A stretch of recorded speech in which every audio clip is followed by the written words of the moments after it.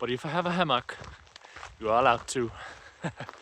Not only if the forest isn't a private one. But yeah, so I'm out in the forest and going to sleep in my hammock tonight. It's going to be wonderful. I'm looking forward to it. And I think I'll give you an update here and there.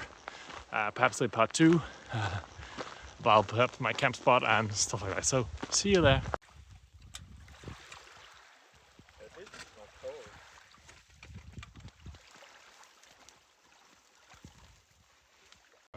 Så bliver du bare flagt. Det går direkte til politiet. Ja, det går direkte lige op i bussen på politiet.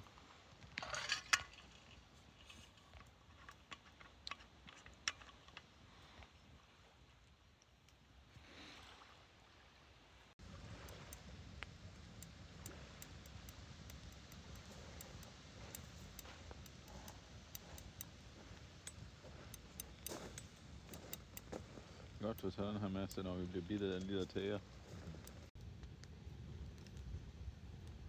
Phone guys. Jeg prøver på at tage et billede af bålet. Phone guy. Det er faktisk sådan en tryksensor, men jeg har tabt den på gulvet, så den lyser rødt.